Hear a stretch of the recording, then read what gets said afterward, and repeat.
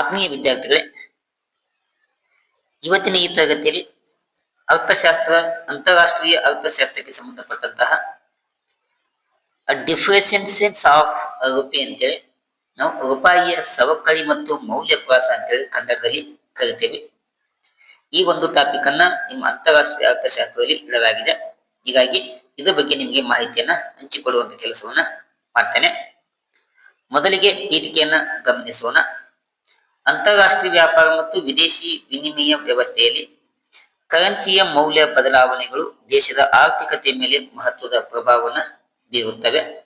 ಹೀಗಾಗಿ ವಿದೇಶಿ ಕರೆನ್ಸಿಗಳ ಹೋಲಿಕೆಯಲ್ಲಿ ದೇಶದ ಕರೆನ್ಸಿಯ ಮೌಲ್ಯ ಕಡಿಮೆ ಆಗುವ ಸ್ಥಿತಿಯನ್ನ ನಾವೇನ್ ಕರಿತೇವೆ, ಸವಕಳಿ ಅಂತೇಳಿ ಕರಿತೇವೆ. ಏನೋ ದೇಶದ ಕರೆನ್ಸಿಯ ಮೌಲ್ಯ ಕಡಿಮೆ ಆಗುವಂತ ಸ್ಥಿತಿಗೆ ನಾವು ಕರೆನ್ಸಿಯ ಸವಕಳಿ ಅಥವಾ ಮೌಲ್ಯಪ್ರಾಸ ಅಂತೇಳಿ ಕರೆಯುವಂತ ಕೆಲಸವನ್ನ ಮಾಡ್ತೇವೆ. ಹೀಗಾಗಿ ಈ ಭಾರತೀಯ ಆರ್ಥಿಕತೆ ಸಂದರ್ಭದಲ್ಲಿ ಇದನ್ನ ರೂಪಾಯಿಯ ಸವಕಳಿ ಅಂತ ಕೂಡ ನಾವು ಕರೆಯುವಂತ ಕೆಲಸವನ್ನ ಮಾಡ್ತೇವೆ. ಏನೋ ವಿದೇಶಿ ಕರೆನ್ಸಿಗಳಿಗೆ ಹೋಲಿಕೆ ಮಾಡಿಕೊಂಡಾಗ ನಮ್ಮ ದೇಶದ ಕರೆನ್ಸಿಯ ಮೌಲ್ಯ ಏನಾದ್ರು ಕಡಿಮೆ ಆತಂತಂದ್ರ ಅದಕ್ಕೆ ನಾವು ಡಿಫ್ರೆನ್ಸಿಯೇಷನ್ ಆಫ್ ರುಪಿ ಅಂತೇಳಿ ಕರಿತೀವಿ, ಅಥವಾ ರೂಪಾಯಿಯ ಸವಕಳಿ ಅಥವಾ ಮೌಲ್ಯಪ್ರಾಸ ಅಂತೇಳಿ ಕರೆಯುವಂತ ಕೆಲಸವನ್ನ ಮಾಡ್ತೇವೆ. ಇಲ್ಲಿ ಅದರ ಮೀನಿಂಗ್ ಐತಿ ನೋಡ್ರಿ. ವಿದೇಶಿ ಕರೆನ್ಸಿಗಳ ಹೋಲಿಕೆ ಮಾಡಿಕೊಂಡಾಗ ಭಾರತೀಯ ರೂಪಾಯಿಯ ಮೌಲ್ಯ ಕಡಿಮೆ ಆತಂತಂದ್ರ ಅದಕ್ಕೆ ನಾವು ರೂಪಾಯಿಯ ಸವಕಳಿ ಅಂತೇಳಿ ಕರೆಯುವಂತ ಸಾಮರ್ಥ್ಯ ಆಗ್ತದ. ಅದನ್ನ ಮುಂದ್ಗಡೆ ಒಂದು ಉದಾಹರಣೆ ಮೂಲಕ ತಿಳಿದುಕೊಳ್ಳೋಣ. ಇಲ್ಲಿ ನೋಡ್ರಿ, ರೂಪಾಯಿ ಮೌಲ್ಯ ಕಡಿಮೆ ಆಗುದಂತಂದ್ರ ಉದಾಹರಣೆ ಐತಿ ನೋಡ್ರಿ. ಮೊದಲು $1ಗೆ 80 ರೂಪಾಯಿ ಇತ್ತು, ನಂತರ $1ಗೆ 83 ರೂಪಾಯಿ ಆಗಿದೆ. ಇದು ನಾವೇನ್ ಕರಿತೀವಿ, ಕಡಿಮೆ ಅಂತ ಕರಿತೀವಿ. ನಿಮ್ ಮೇಲ್ನೋಟಿಗೆ 80ರಿಂದ 83 ಹೆಚ್ಚಳ ಅಂತ ಕಂಡಿರಬಹುದು. ಆದ್ರೆ ಈ ರೂಪಾಯಿ ಮತ್ತು ವಿನಿಮಯವನ್ನ ನಾವು ಅಧ್ಯಯನ ಮಾಡುವಾಗ ಹೆಚ್ಚಿಗೆ ಆತಂದ್ರೆ ಅದಕ್ಕೆ ನಾವು ಇಳಿಕೆ ಅಂತ ಕರಿತೀವಿ. ಯಾಕಂತೇಳಿ ನಿಮ್ಗೆ ತಿಳಿಸ್ಕೊಡ್ತೇನೆ ನಾನು. $1ಗೆ ನಾವು ಮೊದಲೇಕು 80 ರೂಪಾಯಿ ಅಮೌಂಟ್ ಅನ್ನ ಪೇ ಮಾಡ್ತಾ ಇದ್ವಿ. ಈಗ ಅದೇ $1ಗೆ ನಾವು 83 ರೂಪಾಯಿ ಅಮೌಂಟ್ ಅನ್ನ ಪೇ ಮಾಡ್ಬೇಕಾಗ್ತದ ಅಥವಾ ಅಮೌಂಟ್ ಅನ್ನ ಕೊಡ್ಬೇಕಾಗ್ತದ. ಹೀಗಾಗಿ ಹೆಚ್ಚಿನ ಹಣವನ್ನ ನಾವು ಏನ್ ಕೊಡ್ತೇವಲ್ಲ ಅದಕ್ಕೆ ರೂಪಾಯಿಯ ಮೌಲ್ಯ ಕುಸಿತ ಅಂತೇಳಿ ಕರೆಯುವಂತ ಕೆಲಸವನ್ನ ಮಾಡ್ತೇವೆ. ಇಲ್ಲಿ ಈಗ ಡಾಲರ್ನ ಕಳಿಸಲು ಹೆಚ್ಚು ರೂಪಾಯಿ ಬೇಕಾಗಿದೆ. ನೋಡಿ, ಇಲ್ಲಿ ಕೇವಲ 80 ರೂಪಾಯಿ ಬೇಕಾಗಿತ್ತು, ಇಲ್ಲಿ 83 ರೂಪಾಯಿ ಹೆಚ್ಚಿನ ಹಣ ಬೇಕಾಗ್ತದ. ಆದ್ದರಿಂದ ಈ ರೂಪಾಯಿ ಸವಕಳಿ ಮತ್ತು ಮೌಲ್ಯ ಪ್ರಾಸಗೊಂಡಿದೆ ಎಂದು ಈ ಒಂದು ಅಂಕಿಅಂಶವನ್ನು ಗಮನಿಸಿದಾಗ ನಮಗೆ ಅರ್ಥ ಆಗ್ತದ. ಇದು ಇದಕ್ಕೆ ಸಂಬಂಧಪಟ್ಟಂತ ಪೀಠಿಕೆ ಮತ್ತು ಅರ್ಥ ಆಗಿದೆ.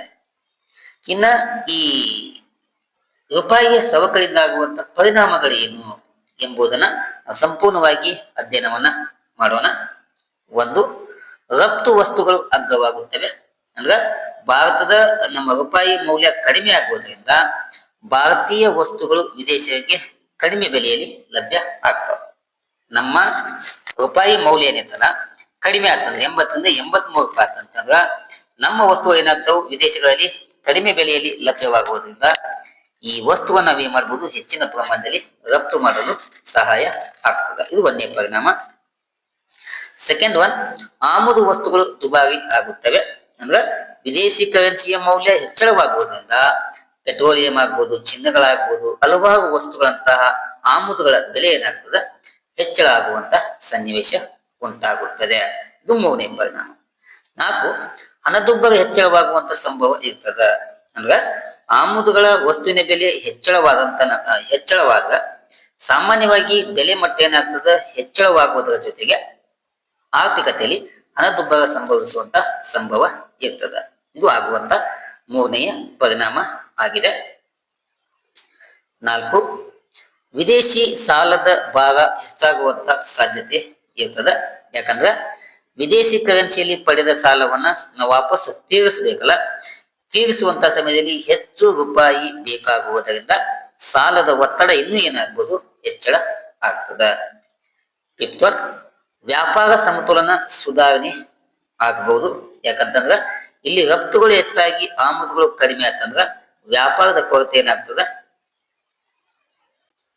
ವ್ಯಾಪಾರದ ಕೊರತೆ ಕಡಿಮೆ ಆಗುವಂತ ಸಾಧ್ಯತೆ ಇರ್ತದ. 6th, ರಫ್ತು ಉದ್ಯಮಿಗಳಿಗೆ ಲಾಭ ಉಂಟಾಗಬಹುದು. ಯಾಕಂತಂದ್ರ ಇಲ್ಲಿ IT, ವಸ್ತ್ರ, ಕೃಷಿ ಉತ್ಪನ್ನಗಳಂತ ರಫ್ತು ಆಧಾರಿತ ಉದ್ಯಮಗಳಿಗೆ ಈ ರೂಪಾಯಿ ಮೌಲ್ಯ ಕಡಿಮೆ ಆಗುವುದರಿಂದ ಹೆಚ್ಚಿನ ಲಾಭ ಸಿಗುವಂತ ಸಾಧ್ಯತೆ ಇರ್ತದೆ. 8, ಗ್ರಾಹಕರ ಮೇಲೆ ಪ್ರತಿಕೂಲ ಪರಿಣಾಮ ಬೀರ್ತದೆ. ಯಾಕಂದ್ರ ನಾವು ಅತ್ಯವಶ್ಯಕ ವಸ್ತುವನ್ನ ಆಮದು ಮಾಡಿಕೊಳ್ತೇವಲ್ಲ, ಅಂತ ವಸ್ತುವನ್ನ ಆಮದು ಮಾಡಿಕೊಳ್ಳುವುದರಿಂದ ಅವುಗಳ ಬೆಲೆ ಹೆಚ್ಚಳವಾಗುವುದರಿಂದ ಜನರ ಜೀವನದ ವೆಚ್ಚ ಏನಾಗಬಹುದು, ಹೆಚ್ಚಳ ಆಗಬಹುದು. 8, ವಿದೇಶಿ ಹೂಡಿಕೆ ಮೇಲೆ ಪರಿಣಾಮ ಕೂಡ ಬೀರ್ತದೆ. ಯಾಕಂದ್ರೆ ಕಡಿಮೆ ಮೌಲ್ಯದ ರೂಪಾಯಿ ಕೆಲವೊಮ್ಮೆ ವಿದೇಶಿ ಹೂಡಿಕೆಗೆ ಆಕರ್ಷಕವಾಗಬಹುದು. ಆದರೆ ಇದು ಅಸ್ಥಿರತೆ ಇದ್ದರೆ ಹೂಡಿಕೆ ಕಡಿಮೆ ಆಗುವಂತ ಸಂಭವ ಕೂಡ ಇರ್ತದೆ. ಒಂದು ನಮ್ದೇನಾದ್ರೂ ರೂಪಾಯಿ ಮೌಲ್ಯ ಕಡಿಮೆ ಆತಂತಂದ್ರ ಹೆಚ್ಚಿನ ಪ್ರಮಾಣದಲ್ಲಿ ನಾವೇನ್ ಮಾಡ್ಬೋದು, ವಿದೇಶಿ ಹೂಡಿಕೆಯನ್ನ ಆಕರ್ಷಣೆಯನ್ನ ಮಾಡಬಹುದು. ಆದ್ರ ಆ ರೂಪಾಯಿ ಮೌಲ್ಯದಲ್ಲಿ ಏನಾದ್ರು ಅಸ್ಥಿರತೆ ಇತ್ತಂತಂದ್ರ ಹೂಡಿಕೆ ಕಡಿಮೆ ಆಗುವಂತ ಸಂಭವ ಇರ್ತದ. ಇದು ಆಗುವಂತ 8ನೆಯ ಪರಿಣಾಮ. 9, ಸರ್ಕಾರದ ಹಣಕಾಸು ನೀತಿಗೆ ಒತ್ತಡ ಹಾಕಬಹುದು. ಓಕೆನಾ? ಯಾಕಂತಂದ್ರ ಹಣದುಬ್ಬರ ಹೆಚ್ಚಾದರೆ ಬಡ್ಡಿ ದರ ಹೆಚ್ಚುವಂತ ಅಗತ್ಯ ಉಂಟಾಗಬಹುದು. ಆರ್ಥಿಕತೆ ಒಳಗ ಏನಾದ್ರು ಈ ಮೌಲ್ಯ ಕಡಿಮೆ ಆಗ್ತಂದ್ರೆ ಬಡ್ಡಿ ದರ ಹೆಚ್ಚಳವಾಗ್ತದೆ. ಬಡ್ಡಿ ದರ ಹೆಚ್ಚಳ ಆಗುವ ಸನ್ನಿವೇಶಕ್ಕೆ ಮೂಲ ಕಾರಣ ಅಂತಂದ್ರೆ ಹಣದುಬ್ಬರ. ಯಾಕಂದ್ರ ರೂಪಾಯಿ ಮೌಲ್ಯ ಕಡಿಮೆ ಆದಾಗ ಆಮದುಗಳು ಹೆಚ್ಚಿನ ಪ್ರಮಾಣದಲ್ಲಿ ಮಾಡ್ಕೊಂಡ್ಮೇಲೆ ವಸ್ತುವಿನ ಬೆಲೆ ಏನಾಗ್ತಾವ, ಹೆಚ್ಚಳ ಆಗ್ತಾವ ಅಂತ ಹೇಳಿ ನಾನು. ಈಗ ಆ ವಸ್ತುವಿನ ಬೆಲೆ ಹೆಚ್ಚಳವಾತಂತಂದ್ರ ಹಣದುಬ್ಬರ ಸಂಭವಿಸಿದ ಆರ್ಥಿಕತೆಯಲ್ಲಿ ಬಡ್ಡಿ ದರ ಪ್ರಮಾಣ ಕೂಡ ಏನಾಗ್ಬೋದು, ಹೆಚ್ಚಳ ಆಗುವಂತ ಸಾಧ್ಯತೆ ಇರ್ತದ. ಇದು ಆಗುವಂತ 9ನೆಯ ಪರಿಣಾಮ. 10, ವಿದೇಶಿ ಪ್ರವಾಸ ಕೂಡ ದುಬಾರಿ ಆಗ್ತದೆ. ಯಾಕಂದ್ರೆ ರೂಪಾಯಿ ಮೌಲ್ಯ ಕಡಿಮೆ ಆಗುವುದರಿಂದ ಭಾರತೀಯರಿಗೆ ವಿದೇಶಿ ಪ್ರವಾಸದ ವೆಚ್ಚ ಏನಾಗ್ತದೆ, ಹೆಚ್ಚಳ ಆಗ್ತದೆ. ಓಕೆನಾ? ಇದು ಆಗುವಂತ 10ನೇ ಪರಿಣಾಮ. 11, ಕೈಗಾರಿಕಾ ಉತ್ಪನ್ನದ ಉತ್ಪಾದನೆ ವೆಚ್ಚ ಹೆಚ್ಚಳ ಆಗ್ಬಹುದು. ಯಾಕಂದ್ರ ಆಮದು ಕಚ್ಚಾ ವಸ್ತುಗಳು ಮತ್ತು ಯಂತ್ರೋಪಕರಣಗಳು ದುಬಾರಿ ಆಗುವುದರಿಂದ ಉತ್ಪಾದನೆ ವೆಚ್ಚ ಹೆಚ್ಚಳವಾಗುತ್ತದೆ. ಏನೋ ನಾವೇನು ವಸ್ತುವನ್ನ ಆಮದು ಮಾಡ್ಕೊಳ್ತೇವಲ್ಲ, ಅಂತ ಕಚ್ಚಾ ವಸ್ತುಗಳು ಮತ್ತು ಯಂತ್ರೋಪಕರಣ ಇವೆರಡೂ ದುಬಾರಿ ಆದವು ಅಂತಂದ್ರ ಸ್ವದೇಶಿ ಮಾರುಕಟ್ಟೆಯಲ್ಲಿ ಕೈಗಾರಿಕಾ ಉತ್ಪಾದನೆ ವೆಚ್ಚ ಏನಾಗ್ತದ, ಹೆಚ್ಚಳವಾಗುವಂತ ಸಾಧ್ಯತೆ ಇರ್ತದ. 12, ಲಾಭಾಂಶದ ಮೇಲೆ ಒತ್ತಡವನ್ನ ಹಾಕಬಹುದು. ಯಾಕಂದ್ರ ಆಮದು ಅವಲಂಬಿತ ಕಂಪನಿಗಳಿರ್ತಾವಲ್ಲ, ಅಂತ ಕಂಪನಿಗಳ ಲಾಭಾಂಶ ಕಡಿಮೆ ಆಗುವಂತ ಸಾಧ್ಯತೆ ಇರ್ತದ. ಇದು ಬೀರುವಂತ 12ನೆಯ ಪರಿಣಾಮ ಆಗಿದೆ. ಇನ್ನು 13ನೇ ಪರಿಣಾಮ, ಷೇರು ಮಾರುಕಟ್ಟೆಯಲ್ಲಿ ಅಸ್ಥಿರತೆ ತಲೆದೂರಬಹುದು. ಯಾಕಂದ್ರ ರೂಪಾಯಿ ಮೌಲ್ಯ ಕಡಿಮೆ ಆಗುವುದರಿಂದ ಅದರ ಕಾರಣವನ್ನ ಇಟ್ಕೊಂಡು ಷೇರು ಮಾರುಕಟ್ಟೆಯಲ್ಲಿ ಅಸ್ಥಿರತೆ ಹೆಚ್ಚಾಗುವಂತ ಸಂಭವ ಇರ್ತದ. 14, ಸರ್ಕಾರದ ಅನುದಾನದ ಭಾಗ ಹೆಚ್ಚಳವಾಗುವಂತ ಸಾಧ್ಯತೆ ಕಂಡು ಬರ್ತದ. ಯಾಕಂದ್ರ ಇಂಧನದಂತಹ ಅಗತ್ಯ ವಸ್ತುಗಳ ಬೆಲೆ ಹೆಚ್ಚಳವಾದಾಗ ಸರ್ಕಾರ ಹೆಚ್ಚಿನ ಪ್ರಮಾಣದಲ್ಲಿ ಸಬ್ಸಿಡಿಯನ್ನ ನೀಡುವುದರ ಜೊತೆಗೆ ಅದರ ವೆಚ್ಚ ಏನಾಗ್ತದ, ಹೆಚ್ಚಳವಾಗುವಂತ ಸಾಧ್ಯತೆ ಕಂಡು ಬರ್ತದ. ಪ್ರಶ್ನೆ ಸಂಖ್ಯೆ ಪರಿಣಾಮಗಳಲ್ಲಿ 15ನೆಯ ಅಂಶ, ಬಡ್ಡಿ ದರ ಹೆಚ್ಚಳವಾಗುವಂತ ಸಾಧ್ಯತೆ. ಯಾಕಂದ್ರ ಹಣದುಬ್ಬರವನ್ನ ನಿಯಂತ್ರಿಸಲು ಕೇಂದ್ರ ಬ್ಯಾಂಕ್ ಏನ್ ಮಾಡ್ತದ, ಸರ್ವೇ ಸಾಮಾನ್ಯವಾಗಿ ಬಡ್ಡಿ ದರವನ್ನ ಏರಿಸುವಂತ ಸಾಹಸಕ್ಕೆ ಕೈ ಹಾಕುವಂತ ಪ್ರಯತ್ನವನ್ನ ಮಾಡಲಾಗುತ್ತದೆ. ಇದು ಆಗುವಂತ 15ನೆಯ ಪರಿಣಾಮ ಆಗಿದೆ. 16, ವಿದೇಶಿ ವಿನಿಮಯ ಸಂಗ್ರಹದ ಬಳಕೆ ಮೇಲೆ ಕೂಡ ಪರಿಣಾಮ ಬೀರ್ತದೆ. ಯಾಕಂದ್ರ ರೂಪಾಯಿಯ ಮೌಲ್ಯವನ್ನ ರಕ್ಷಣೆ ಮಾಡಲು RBI ವಿನಿಮಯ ಸಂಗ್ರಹವನ್ನ ಬಳಸಬೇಕಾಗುವಂತ ಅನಿವಾರ್ಯತೆ ಬರ್ತದೆ. 17, ಆಮದು ಬದಲಾವಣೆಯಲ್ಲಿ ಉತ್ತೇಜನವನ್ನ ಕೊಟ್ಟಂತಾಗುತ್ತದೆ. ಯಾಕಂದ್ರ ವಿದೇಶಗಳಿಂದ ಮಾಡಿಕೊಳ್ಳುವಂತ ಆಮದುಗಳು ದುಬಾರಿಯಾಗುವುದರಿಂದ ದೇಶೀಯ ಉತ್ಪಾದನೆಗೆ ಉತ್ತೇಜನ ಸಿಗಬಹುದು. ನಾವು ಏನು ಆಮದು ಬೆಲೆ ಹೆಚ್ಚೆ ಆಗ್ತಾವಲ್ಲ, ಅವಾಗ ಆಮದುಗಳನ್ನ ಮಾಡಿಕೊಳ್ಳುವುದನ್ನು ಕೈ ಬಿಟ್ಟ ದೇಶೀಯ ಉತ್ಪಾದನೆ ಏನಾಗ್ತದೆ, ಉತ್ತೇಜನ ಸಿಕ್ಕಂತಾಗುತ್ತದೆ. 18, ಉದ್ಯೋಗದ ಮೇಲೆ ಮಿಶ್ರ ಪರಿಣಾಮ ಬೀರಬಹುದು.